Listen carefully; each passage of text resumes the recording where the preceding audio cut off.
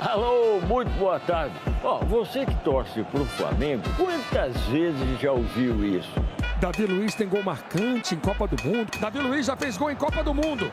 Dali, o Davi Luiz já fez gol com a camisa da seleção brasileira. É tudo por causa desse golaço aí nas quartas de final da Copa. Gol! Davi Luiz é o cara! Tempo bom, né? A vida era melhor antes do 7-1. Bom, voltando ao Flamengo, desde que chegou ao clube em 2021, o Davi tentava mais um pouquinho e nada. Mas isso acabou ontem. Bate aí o Davi. Foi o gol da vitória contra o Cruzeiro. O pessoal se empolgou na comemoração. Valeu, Davi! Daqui a pouco eu volto, hein, pra contar o resto do jogo. Ô, Davi, o pessoal na rua já vai te confundir com o Escobar, hein? Olá, muito boa tarde pra você. Grande seu Léo, não perdoou não, né? Mas o importante é que o Davi Luiz fez o gol da vitória contra o Cruzeiro, não é mesmo? Depois de 7 anos, voltou a fazer um gol de falta. Daqui a pouco, o Léo Batista te conta tudinho sobre esse jogo. Domingo tem a final da Copa do Brasil e bora então ao vivo pro Ninho do Urubu, que o Flamengo já vai começar a preparação daqui a pouquinho. Rafael De Angeli tá lá e tá aqui com a gente para contar tudo. Boa tarde, Rafa. Tudo bem, Débora? Boa tarde para você, para todo mundo que acompanha a gente aqui no GE. É exatamente isso. Hoje à tarde, esses jogadores que atuaram contra o Cruzeiro se apresentam aqui no Ninho do Urubu para começar essa preparação para o jogo contra o Galo no próximo domingo. Amanhã também à tarde, treino aqui no Ninho do Urubu e depois o treino no sábado de manhã. Aí no sábado à tarde, o Flamengo viaja para a capital mineira para começar a concentração e aí enfrentar o Atlético no domingo às 4 horas da tarde. Esses jogadores que atuaram ontem contra o Cruzeiro, na vitória por 1-0, vão se encontrar aqui no Ninho com aqueles outros 5 atletas titulares que não viajaram por questões de saúde, né? Estavam se recuperando de dores, de desgaste físico, jogadores titulares, o Wesley, Léo Ortiz, Gerson, Arrascaeta e Gabigol. Mas a tendência é que todos eles fiquem à disposição do Felipe Luiz para o jogo de domingo. Também tem a chance do Luiz Araújo e do De La Cruz voltarem recuperados e jogarem também no domingo. Quem disse isso foi o técnico do Flamengo, Felipe Luiz, ontem depois da vitória. Quem entrou em campo ontem foi o Bruno Henrique. O Bruno Henrique está sendo investigado por participar de um esquema de manipulação de apostas esportivas, né? Ele era acusado investigado de ter forçado um cartão amarelo no jogo contra o Santos no ano passado para perder o próximo jogo e favorecer alguns familiares e amigos. Mas ele é investigado, não é indiciado e, portanto, ele está livre para jogar.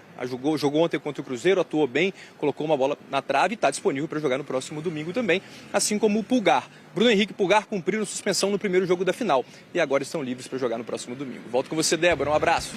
Um abraço para você também, Rafa. Obrigada pelas informações. Vamos continuar acompanhando. Eita. Bom, vamos para os números. De Cruzeiro 0, Flamengo 1 pela 32ª rodada do Campeonato Brasileiro. O Cruzeiro teve os melhores números, né? Com mais posse, mais finalizações, 5 finalizações certas.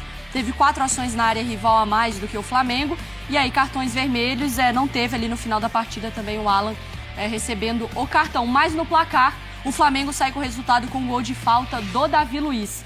A gente aciona, então, o Rafael Marques para participar conosco aqui, trazendo atualizações do Flamengo, que já foi para esse jogo, né, Rafa? Bem mais leve por todo o contexto da Copa do Brasil e com objetivo. Do outro lado, o Cruzeiro com muito mais cobrança do que leveza em BH. É por aí mesmo, Mari. Bom dia pra você, bom dia ao Marra, ao Dom, que é o fã de esporte conectado com a gente aqui dentro do Sport Center.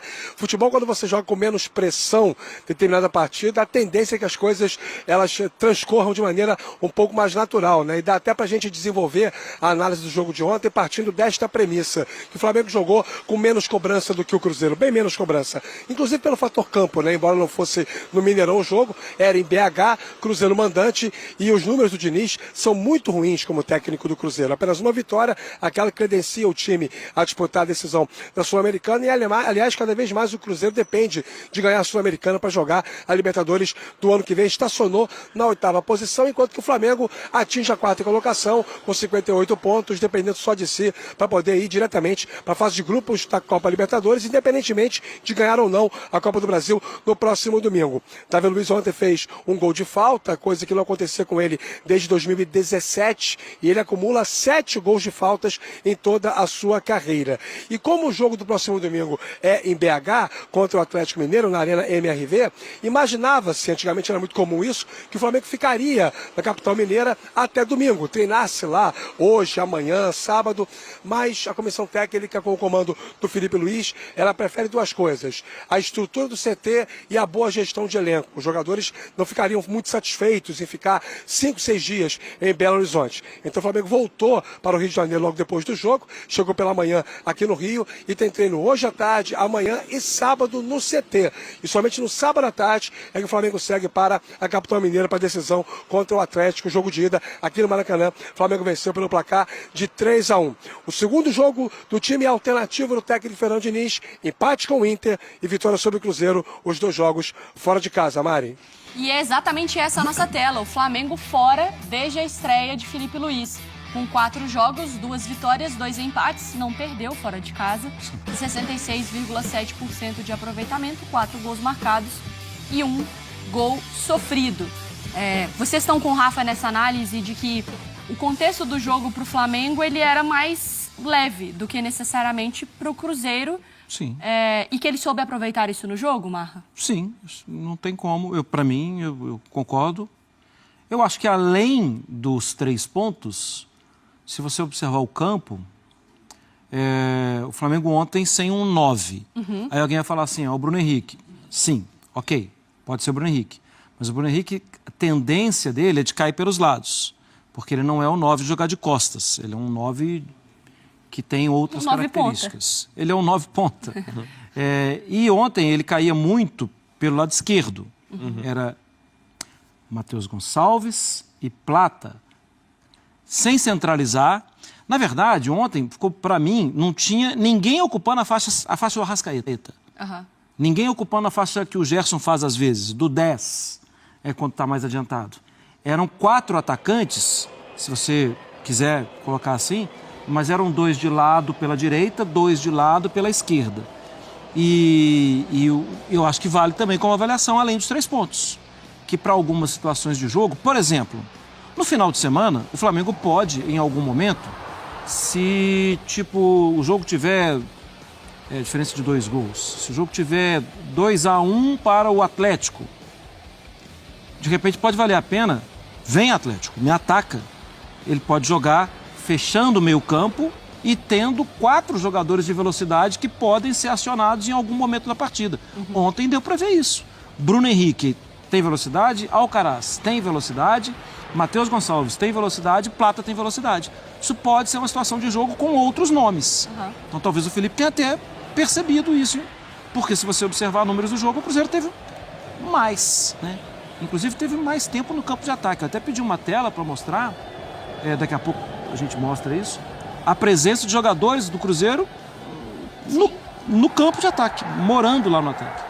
E eu acho que isso também vale muito quando a gente olha para os números do aproveitamento fora de casa com o Felipe Luiz, também de estratégia, de entender qual vai ser o contexto da partida do seu adversário, porque é o Cruzeiro do Fernando Diniz, que naturalmente terá a bola, que naturalmente tentará controlar o jogo, e você pode pensar um antídoto / testes para outras situações também, Donk. Isso é muito legal, ainda mais para um treinador que está se apresentando agora ao futebol, como o Felipe Luiz, mostrar essas vertentes estratégicas que ele tem, dependendo do contexto. Acho que foi muito bem. E até como o Marra projetou no setor ofensivo as opções que podem, até de peças, acho que o Everton Araújo mais uma vez entrando bem no jogo, né? Um jogador que tem chamado a atenção, ele já tinha sido titular na Copa do Brasil.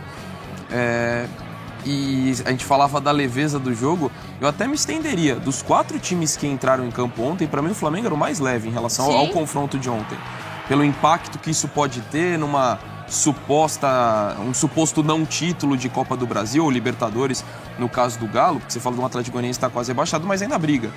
O Cruzeiro ainda precisa se estabelecer independentemente... Isso, de trabalho também, precisa apresentar resultados, né? Porque esse período é fundamental para você montar uma base pensando no jogo contra o Racing, porque hoje o Racing é um time mais consistente. Então, todo esse cenário... A derrota, acho que não teria tanto impacto para o Flamengo, mas essa vitória, da forma como foi, explorando esse Bruno Henrique agitado, movimentando bastante, e fez um bom jogo, acho que isso acabou sendo muito benéfico para o Flamengo em diferentes aspectos. É isso aí. Essa era a tela, Mar? O que ela diz pra gente? Olha lá, a parte mais... Esse é o William contra o Flamengo, né? Verde pro amarelo, a mais forte é no campo de ataque. É lá quase como um ponta pela direita ou como um meia pela direita. É característica do William atacar e ele é incentivado pelo Diniz. E também, se você quiser ver do outro lado, o Marlon também atacou muito. Mas olha lá, ações na área do rival. Foram 3 ações na área de um lateral pela direita. Quer dizer, ele é lateral só na carteira de trabalho, né? Ele é mais um atacante. O torcedor tá um pouco na bronca com essas grandes referências do Cruzeiro, que foram... Poxa, o William chegou a ser chamado pra seleção, né? Com justiça, né? Com justiça. E acho que é por isso que o torcedor cobra quando o nível não necessariamente é o mesmo. Antes de virar pro Cruzeiro, eu também quero te ouvir, Rafa, sobre... essa gestão do Filipe Luiz, né? Porque na coletiva pós-jogo, ele fala muito sobre... Ele lembra aquela coletiva do Jorge Jesus? Que ele fala descansar. Que descansar o quê? O cara tem que jogar, não existe isso. E o Filipe Luiz não fala com essas mesmas palavras, até pelos jeitos diferentes. Mas ele fala, cara, eu preciso dar minutagem pro jogador. O jogador que joga mais, ele fica melhor. E ele tem feito isso com o elenco do Flamengo, né? Eu acho que depende do jogador, né? O jogador, quanto mais joga, mais irrita o torcedor. Acho que o Alan é um grande exemplo. E o Arrascaeta, quanto mais joga, às vezes é mais arriscado. Descansar. Pois é, o Arrascaeta foi sincericida até, inclusive, na sua manifestação depois do jogo de ida da final do Copa do Brasil, quando ele expôs algo que o Flamengo certamente queria que fosse tratado internamente. Mas partiu do próprio jogador dizer que está jogando um sacrifício e que vai fazer uma cirurgia no joelho ao final da temporada. Então já há aquela preocupação. E além disso também passa a haver, por parte dos adversários, aquela tensão especial, né? O cara não está 100%, uma chegadinha um pouco mais forte e tal, pode causar um desconforto. Enfim, tudo isso pertence aí à órbita, à natureza do futebol. Mas eu acho que depende do jogador, né, Mário? Assim, eu não sei se os companheiros concordam, o Donk e o Marra, mas em alguns casos o jogador precisa do ritmo para poder se aproximar da sua excelência de qualidade técnica. Acho que o maior exemplo no Flamengo é o Alcaraz.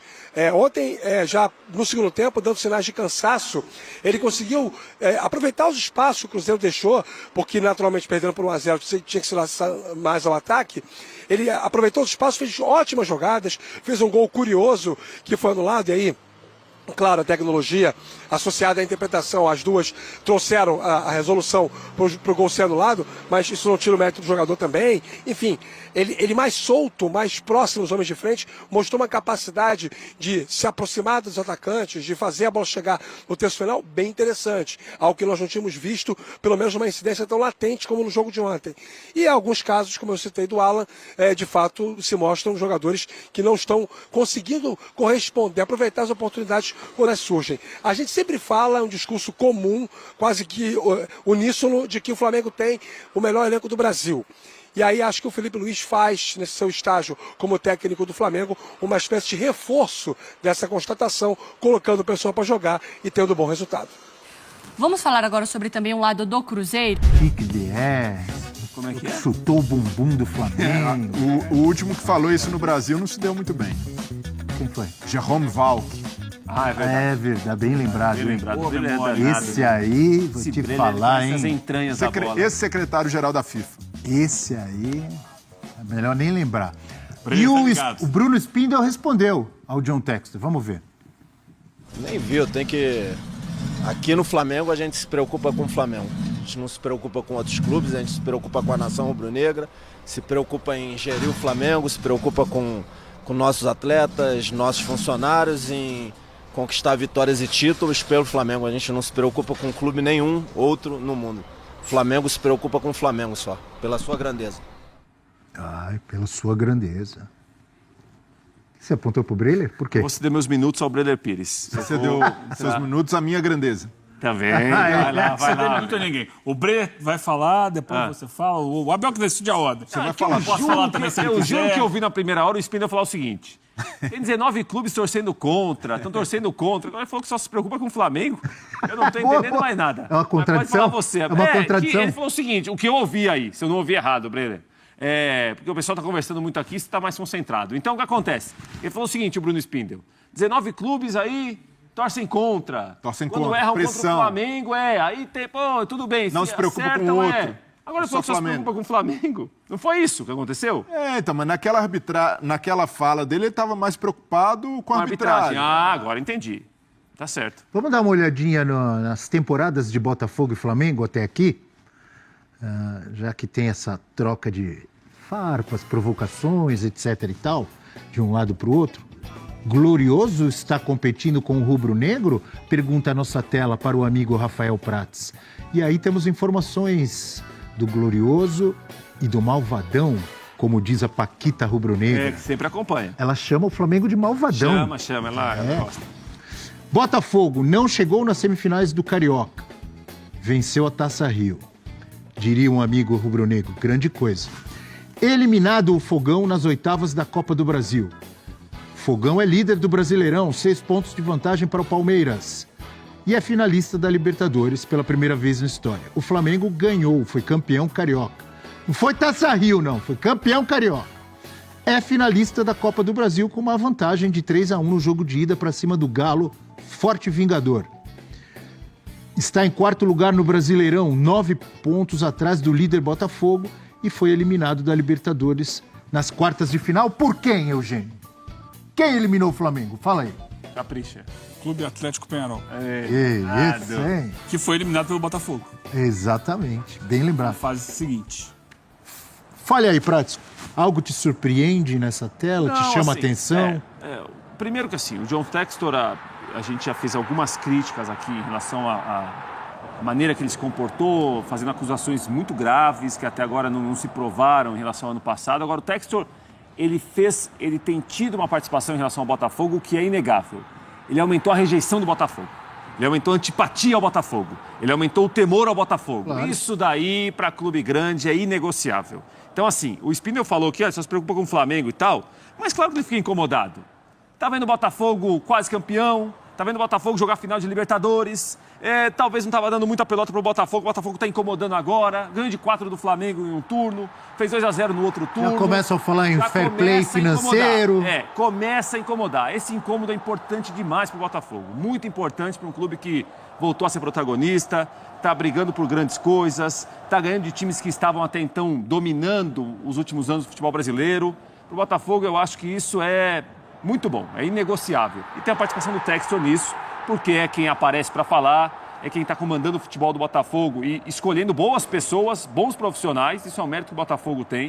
O Botafogo tem escolhido bons analistas, bons profissionais do mercado, além de ter... tem dinheiro. Tá, mas tem muita gente que tem dinheiro e não sabe gastar, ou gasta mal. O Botafogo tem dinheiro e está gastando bem. Incomoda os outros. Isso é bom demais para o Botafogo. Trailer. De verdade, eu não vi nada demais na declaração do Spindle ali. Ele fez o correto ao dizer, a gente está focado no Flamengo, não respondeu diretamente para o Textor, embora possa soar como uma alfinetada, que o Flamengo se preocupa ali com títulos, mas não vejo por esse lado. Ele foi até mais conciso ali ao responder sobre essa provocação, a fala do Textor. Ou como você gosta de dizer, ele foi low profile. Foi low profile, foi político também nesse momento, que a briga hoje do Flamengo é olhando a final da Copa do Brasil, o adversário é o Atlético, então tá certo também da parte dele, do Flamengo, se afastar do Botafogo agora, mas o fato é que o Flamengo sentiu a concorrência do Botafogo e sentir no lado também positivo de precisar melhorar, de precisar avançar em algumas coisas que o Botafogo conseguiu avançar. Então, nessa temporada, por exemplo, o Botafogo foi melhor que o Flamengo em scout, em identificação de reforços que estavam ali no radar, ou pelo menos à margem desse radar, não eram contratações óbvias, como o Igor Jesus, e o Botafogo deu tiros certeiros. que o Flamengo sempre se calcou muito no poderio financeiro. A capacidade de chegar ali, tem um reforço óbvio, vai lá e... O Almada o Flamengo contrataria, por exemplo. Exato. É isso? Não, Almada, até mesmo o Savarino seria um bom reforço para o Flamengo. Luiz Henrique, o Flamengo tentou e o Botafogo conseguiu. ganhou essa concorrência. Então é fato, o Flamengo sentiu, mas isso não significa que o Botafogo já ultrapassou o Flamengo. O Flamengo ainda continua sendo referência porque se organizou financeiramente, mas contava muito com uma polarização com o Palmeiras. Acredito que nesse momento o Flamengo não esperava ter ainda mais um rival local se colocando nessa prateleira de investimento, porque no ano passado o Fluminense conseguiu até levar melhor nos clássicos, foi campeão da Libertadores, mas com uma realidade financeira ainda com problemas, precisando lidar com dívidas. O Botafogo... E o Galo chegando de novo aí. Exato, então, mas essa concorrência do Botafogo, dessa maneira, de uma forma tão imediata, numa conversão de SAF, assustou. Tanto é que o Landim passou o recibo ali, depois da goleada que tomou para o Botafogo, veio com papo de fair play financeiro.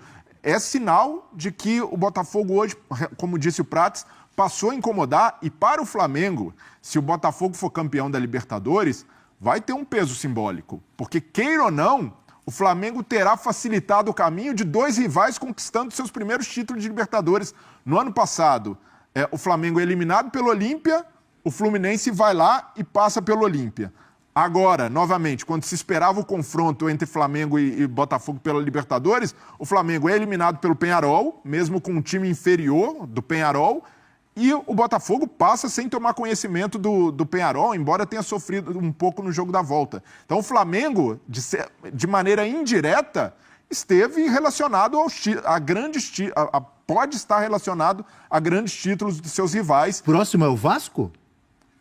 Não, mas tá longe disso. O Vasco já tem Libertadores, não é um título inédito como o Fluminense. Bem lembrado, Brelê. Já tem, mas não com a participação do Flamengo, como você colocou. Mas é que se esperava do Flamengo, até pelo sarrafo do time, pelo poderio financeiro, que o Flamengo fosse o rival que evitasse títulos deles da Libertadores. E o Flamengo estava no caminho tanto de Fluminense quanto de Botafogo e foi eliminado, caiu para times inferiores. Então acredito que até para o torcedor, mesmo que conquiste a Copa do Brasil, e os rivais tiram sarro disso, caso o Botafogo seja campeão, vai ser um revés também do ponto de vista simbólico para o Flamengo. Fala, meus queridos e minhas queridas, esse foi mais um react aqui no canal Paraquedista Rubro-Negro e na página Maurite Paula Santos. Chegaram até aqui, não deixe de dar o like de vocês, não são inscritos, se inscrevam, compartilhe os nossos conteúdos com seus amigos, ajude no nosso crescimento, pois aqui vocês sempre ficam informados sobre tudo que acontece nos bastidores do mais querido.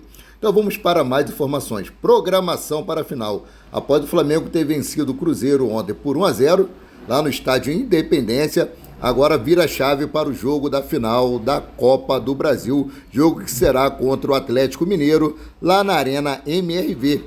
E sem descanso, o elenco do Flamengo foca suas atenções para o jogo de volta da final da Copa do Brasil contra o Atlético Mineiro. E o técnico Felipe Luiz organizou 3 sessões de treinamentos para o restante da semana. Os jogadores treinaram na manhã dessa quinta-feira no CT Ninho do Urubu e continuarão a preparação na sexta-feira, dia 8, e no sábado, dia 9, quando encerram os trabalhos para a decisão do torneio. O Flamengo vai treinar no sábado na parte da manhã, os atletas vão almoçar no CT Ninho do Urubu e depois partem na parte da tarde para Belo Horizonte, onde enfrentam o Atlético Mineiro. Desejo muito boa sorte ao elenco de Felipe Luiz, que conquistou 3 pontos importantíssimos ontem, voltando para a 4ª colocação na tabela do Campeonato Brasileiro e empurrando aí o Internacional para o 5º lugar. Daqui a pouco eu volto com mais atualizações.